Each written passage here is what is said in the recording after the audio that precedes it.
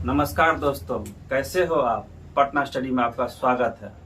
जैसा कि आपको पता होगा, बिहार में सिविल कोर्ट की वैकेंसी अच्छी खासी आई हुई है, जिसमें कि आपको कोर्ट रीडर, क्लर्क, स्टेनोग्राफर और ग्रुप डी चपरासी का जो पद है उसकी वैकेंसी आई हुई है। इससे पिछले वीडियो में मैंने आपको बताया था क्लर्क का, स्टेनोग्राफर का और कोर्ट रीडर के बारे में। इस वीडियो में आपको चपरासी और प्यून का जो सिलेबस है, इसमें क्या पूछा जाएगा, कितने मार्क्स का पूछा जाएगा या उसकी प्रक्रिया क्या है, मैं उसके बारे में आपको बताऊंगा। अगर अभी तक आप मेरे चैनल को सब्सक्राइब नहीं किए हैं तो कृपया पटना स्टडी को सब्सक्राइब कर लीजिए। ठीक है, आइए। एग्जाम जो है 20 सितंबर से लेकर के 20 अक्टूबर तक इसका फॉर्म भरने का तिथि निर्धारित किया गया है। तो आप 20 अक्टूबर से पहले ही इस फॉर्म को अच्छे तरह से भर लें। ठीक है, फॉर्म भरने वक्त सावधानी बरतिएगा, क्योंकि एडिटिंग का भी फिलहाल कुछ इसमें कहा गया नहीं है।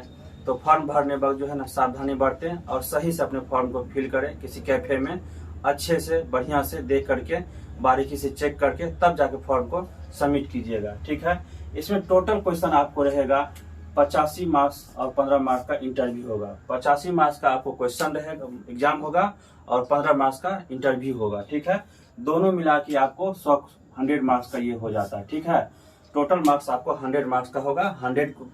85 क्वेश्चन और 100 मार्क्स। ठीक है, 100 मार्क्स इसलिए होता है ये कि 85 का इंटरव्यू और क्वेश्चन हो गया जो एग्जाम में पूछा जाएगा, और 15 मार्क्स का ये इंटरव्यू हुआ, तो दोनों मिलाकर के ये जो है 100 मार्क्स का हो जाता है। क्वेश्चन का जो लेवल होगा वो 10th पास पे होगा। ठीक है, अगर आप इस फॉर्म को भरिएगा तो इसके लिए आपको 10वीं पास होना जरूरी है। ठीक है, जिसमें क्वेश्चन का लेवल 10th लेवल पे होगा।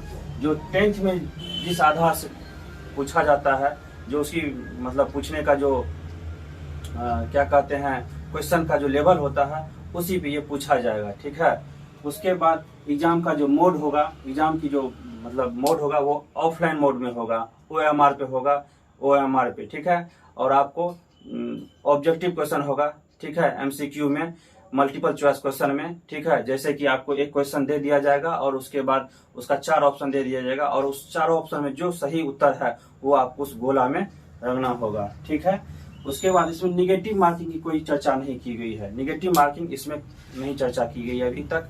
ठीक है, और उसके बाद क्वेश्चन का जो लैंग्वेज होगा वो इंग्लिश और हिंदी में होगा। क्वेश्चन का जो लैंग्वेज होगा वो हिंदी और इंग्लिश में होगा। जैसे मैथ का क्वेश्चन होगा, इंग्लिश का क्वेश्चन होगा, या और सब जो विषय है उसका आपको हिंदी और इंग्लिश में होगा। हिंदी का सिर्फ हिंदी में होगा, हिंदी का दोस्त इंग्लिश में नहीं होगा। ठीक है, उसके बाद इसकी सिलेक्शन का जो प्रोसेस है, इसमें PT होगा, मेंस होगा और इंटरव्यू होगा।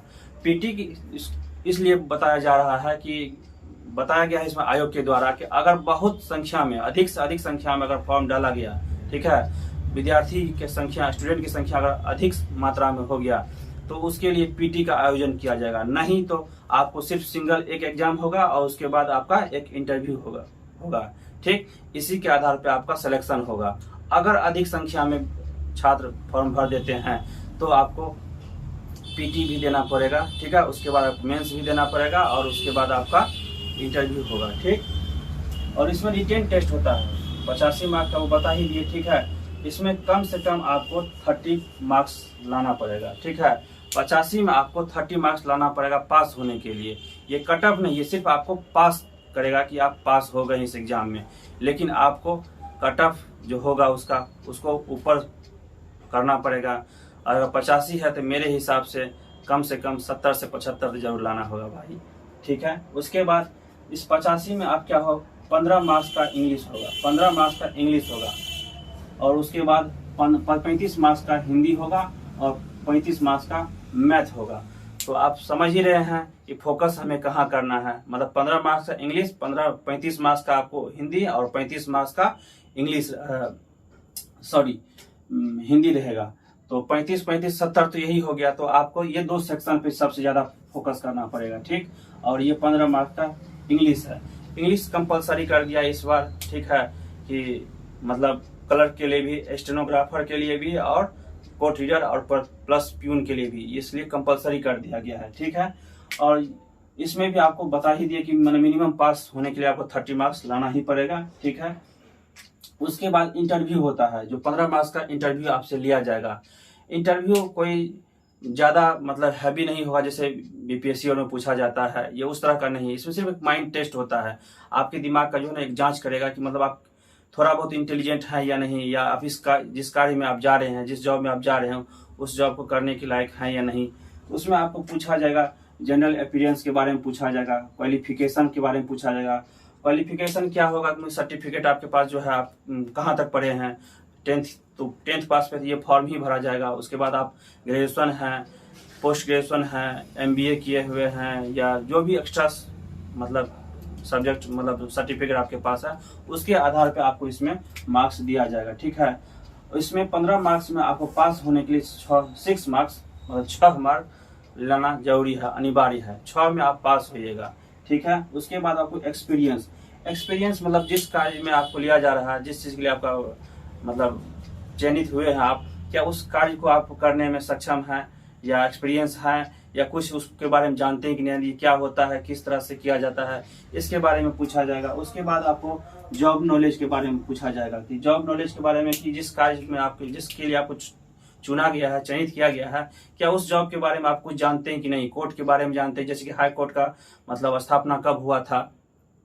ठीक है, इस तरह से कुछ उसके बारे में आपसे पूछा जाएगा। ठीक है, तो दोस्तों इसमें आप समझ ही गए होंगे कि एग्जाम ऑफलाइन मोड में होगा, नेगेटिव मार्किंग नहीं है, हिंदी और इंग्लिश 2 मोड में क्वेश्चन रहेंगे।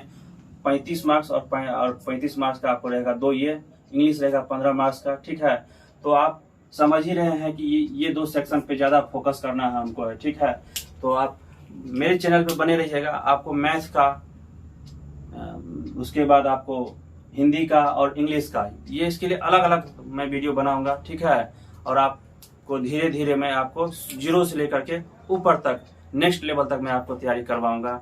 आप मेरे चैनल पे बने रहें। जय हिंद, जय भारत।